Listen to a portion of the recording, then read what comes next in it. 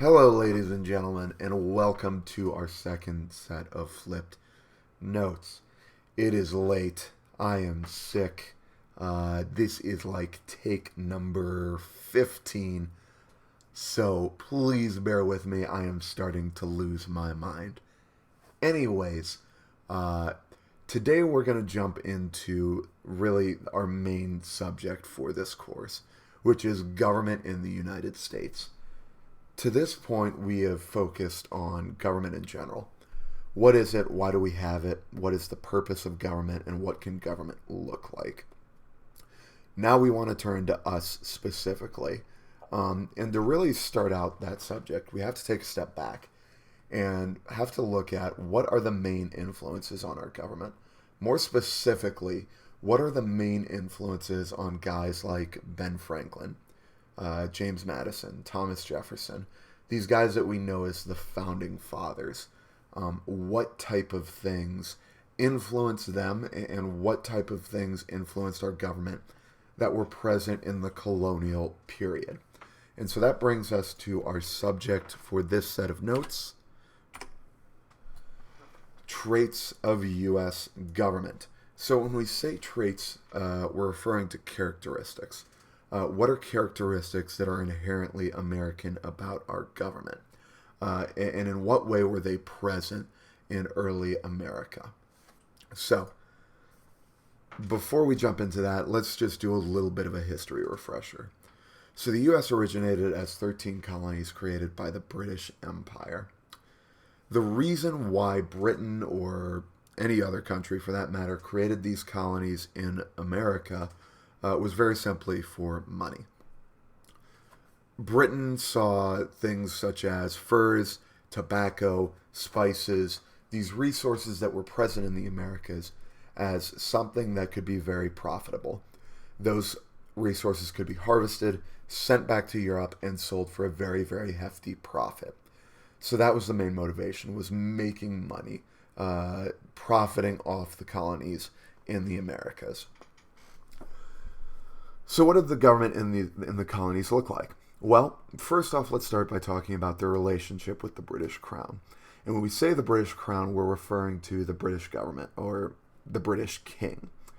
That relationship was largely non-existent. American colonists were largely left alone by the British government.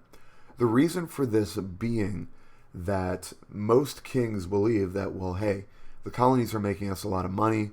Whatever they're doing over there is working. Let's just leave them to it. If it's not broke, don't fix it. We've got problems to worry about back here at home. Let's focus on those. And this is very different from most other colonies, whether those were colonies owned by different countries or colonies owned by Britain. Most other colonies are going to be directly controlled by the government of their mother country. So what I mean by that is most other British colonies were going to be directly controlled by the British government, by the British king and his officials. Most colonies are not going to have very much, if any, what is known as self-government. And self-government, very simply, is the ability to make decisions and laws on your own without someone making those decisions for you. So that's a big difference from other colonies that was present in the United States, or excuse me, in the American colonies. The impact of this: the American colonies and colonists were by and large free to govern themselves as they pleased. That said, obviously they were all British citizens, their families all originated from Britain, and so the biggest influence for these colonists was their British political heritage. And so what we're going to see is a lot of these traits of American government were actually present and still are present in British government, because that was the biggest influence. So let's talk about what colonial governments in America looked like. Now, with that said, we're not going to dive into the nitty-gritty details of what all 13 colonies looked like from a government standpoint. They were not the same. So what I mean by that is the government in the colony of Virginia was largely different from the government in the colony of Massachusetts. So it really doesn't serve our purpose to look at those nitty-gritty details and really see exactly what they did. What we can look at is the common threads between the 13 colonies. What things, what traits, what characteristics seem to hold true in all of the colonies? So, that first trait of American government that was present in the colonies was the idea of limited government. And limited government is essentially just saying that government power is not absolute.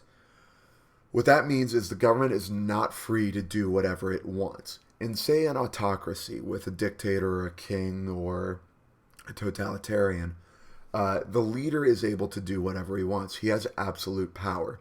He makes all of the decisions. He makes all of the laws. He can throw someone in prison and no one can stop him. He can have someone killed and no one can stop him. That is an example of absolute power.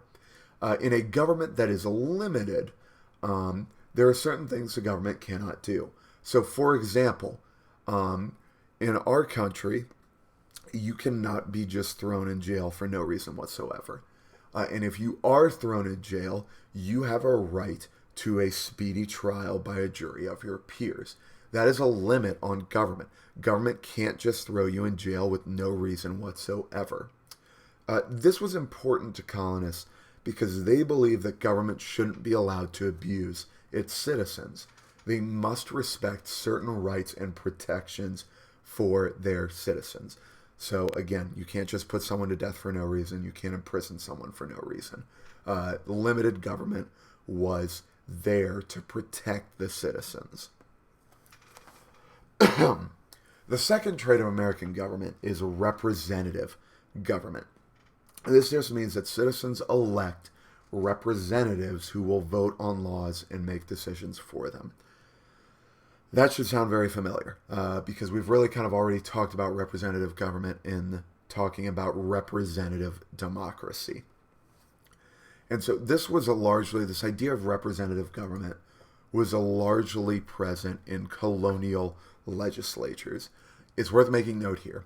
When we talk about legislatures, a legislature is a law-making body. In other words, it is what makes up the legislative branch. They are in charge of making laws. So colonial legislatures are present in all 13 colonies in some form or another. And they existed in the colonies from around 1619, the first being in Virginia. So, in other words, we declared independence in 1776. So over 100 years before, we already were seeing the idea of representative government present in America. So let's move forward. Third, protection of natural rights. The majority of colonists believed that natural rights were something awarded to you by God that could not be taken away. These rights included life, liberty, and property. So again, the majority of colonists believed in this idea of having natural rights. And those natural rights should be protected. This, again, should sound familiar. This was the main idea of John Locke. And I already talked to you about how John Locke influenced guys like Thomas Jefferson and James Madison. And many other colonists were influenced by the ideas of Locke. So this idea of natural rights, of God-given rights that should always be protected and never should be infringed upon, were largely present in colonial governments. Next trait is the idea of written constitutions. This is, again, something we've already talked a little bit about. But the definition of a written constitution is a written plan for government that cannot be broken. So, colonists believed that government should have a plan, it should be on paper, and it should be followed. It needed to be strictly defined what government can and can't do. That was why it was so important to American colonists. We need on paper somewhere we can refer to a list of things that government has to do. So again, protecting those natural rights might be an example.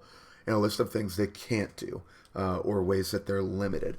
So again, an example of that I already talked about was they can't throw you in jail for no reason whatsoever. So written constitutions was a big part of early colonial governments. Lastly was the idea of separation of powers.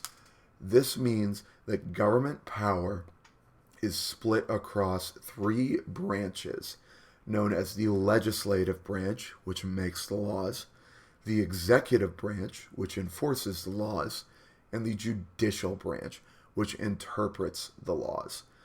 These branches of governments should also have the power to keep each other in check. So, in other words, power should be divided throughout the government. No one part of the government should be too powerful, and the other parts of government should have ways of checking them, or in other words, making sure that they don't abuse their power. This idea made it so you couldn't see tyrants arise. You couldn't see dictators arise. Government could be limited. Government could be stopped from abusing the people. This was important to colonists because colonists believed that by spreading these powers of governments across these branches, government could not become too powerful. Government could not abuse its powers. It could not abuse its citizens. So again, the idea of ensuring that government was limited, that it treated its citizens fairly and protected them and didn't infringe upon their rights. So these are the main traits of American government that were present in the colonies. We are going to talk tomorrow about how are these traits present in our society today.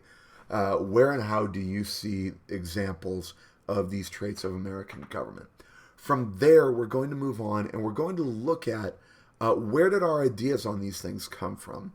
So I already said these were mainly influenced by the British political heritage of American colonists. But what does that mean and what does that look like? So we want to look at the various documents and people that influenced these ideas, that implanted these ideas into the colonists and again into guys like Madison and Jefferson and Franklin, and really drove their thoughts on what government should look like. So hopefully this was a quick and easy one for you. Come with questions tomorrow. We will go over this. We will talk about it. We will flesh this out and make sure that everybody understands it. Have a great day. I am going to go to sleep and try to feel better. And I will see you guys in class.